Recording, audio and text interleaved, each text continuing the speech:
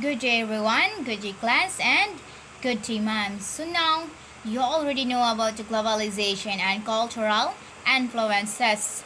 Now let's bounce to our new discussion, but before that, I have here scrambled words, and all you have to do is to rearrange the scrambled word. Now I need two volunteers.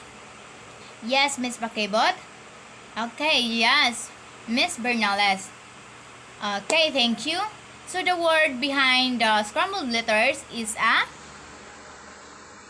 English as global lingua franca. So our discussion for this lesson is all about the English as global lingua franca. So what comes first in your mind when you hear about the word lingua franca?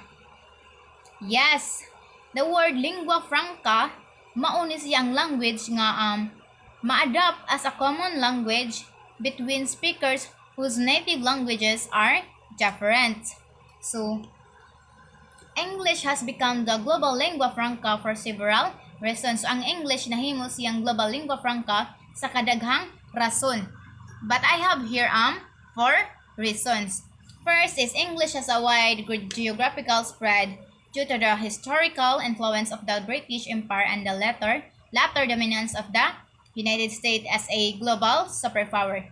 So ang English kuno kanang dako siya o kanang mas na spread siya due sa iyahang tungod sa historical influence of the British Empire o sa latter dominance sa United States as a global superpower. So as a result ani, English is widely spoken as a first and second language in many countries around the world. Now, the second one is the English is the language of science, technology, and business.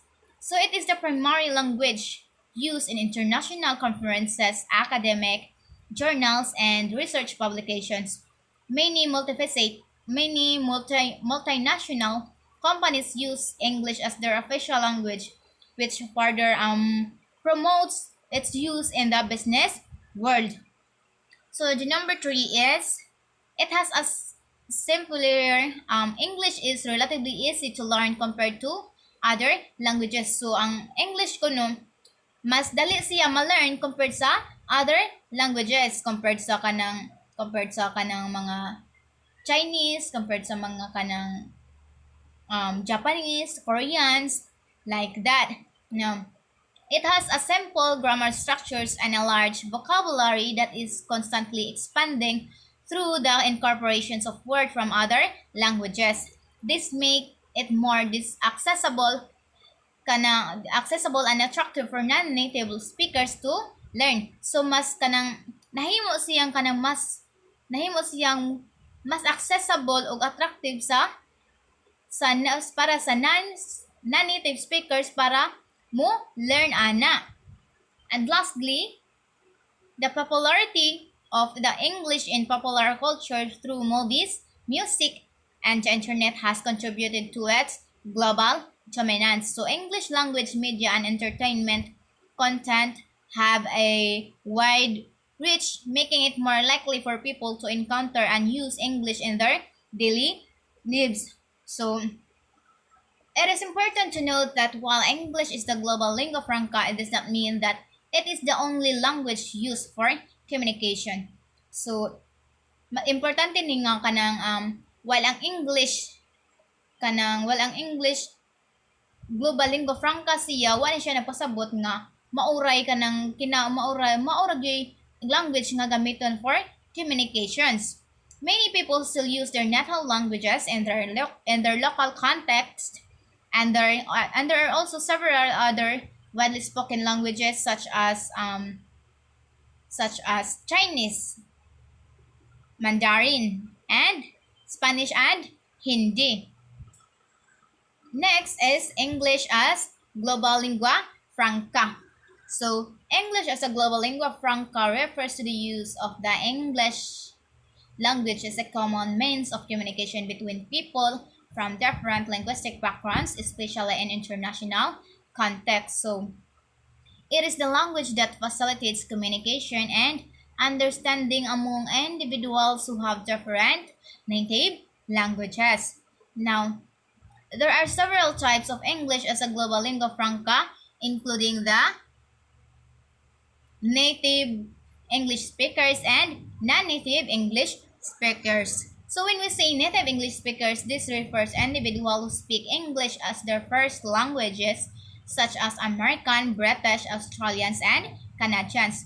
So when we say native language, means nakagisnan na nimo nga language. Like for example, sa atoa, since bata ta ang atong nakagisnan nga language kay Bisaya.